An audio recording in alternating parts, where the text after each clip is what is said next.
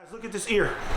This ear is slightly inflamed, and unfortunately she's still dealing with some inflammatory issues. Now, what we learned from Dr. Tadlock, as you see, the ear is here, and then it goes straight up, right? So what is it? It's like a cup. What does a cup do? It holds things. If I leave this liquid in here, or some food in here, fungus will grow. What is bacteria a lot of times? It's fungus. What's in a dog's ear? Bacteria. And it turns into something else. And next thing you know, you have to go get a cleanser, and you have to go see your vet. I was asking Tadlock, and again, TV with the TV, about, you heard me, I mean, I'm pretty sure we was recording it, allergies and their issues, and is there any cure for it? Do you ever think there'll be a cure for it? He said, better breeding. Better breeding is a cure. If we don't breed allergies, he said, otherwise, I'll always be in business. So you look up and you say, if we double down on a look, but then we sell someone an allergy management, I said, so walk me through the numbers, and you're hearing, well, it's $40 for this. It's about $60 for that. You're going to pay, 60 to 80 for that visit. And if we do Cytopoint or something to stop the allergies, you turn around and that's another 80. So he said on average, about $200 for a visit. Easy. Easy 200, right? So, well, how often do they have to come? Every 4 months. Well, it's 12 months in a year. We're talking about an extra $200 invested in somebody who didn't give a shit about breeding correctly and gave you a dog that is going to struggle.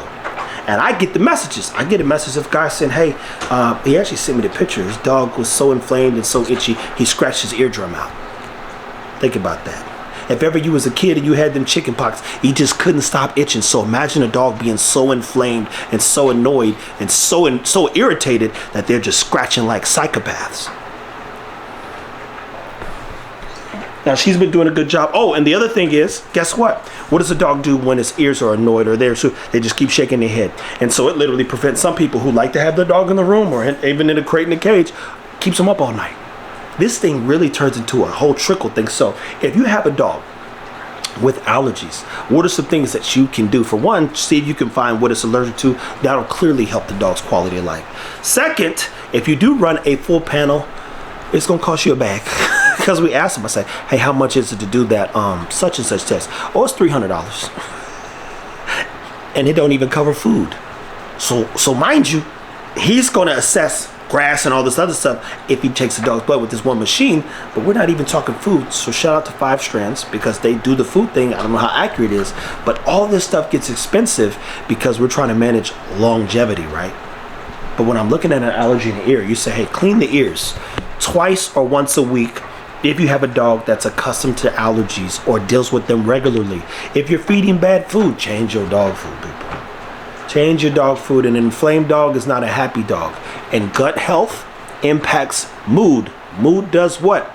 Expresses itself in behavior. Behavior is what? One of the leading causes dogs end up where? In that funky shelter. God bless all those dogs, man. I feel bad. I seen something today where somebody said this dog came in and she's been shaking ever since. She gets put down Thursday, one such and such at 11 o'clock. Here you go. He's like, wish I could help. You could help take the dog. No, I need to build a business so I can take care of all the dogs and just make sure they're good and train people and prepare them for that. But anywho, when we look at allergies, people, I tell you, it's invigorating, disappointing, sad, disgusting with what some people are doing to these dogs, especially your designer breeds. We'll talk more at another time. I repeat, wipe them dogs' ears out, diluted apple cider vinegar with water. If there is blood or cuts, don't put no vinegar on there, people. Clearly vinegar had a thing stinging. If it is inflamed, again, light dab, sop, clean that booger out. We talked about using Bactine at times as well. Dilute that as well, water.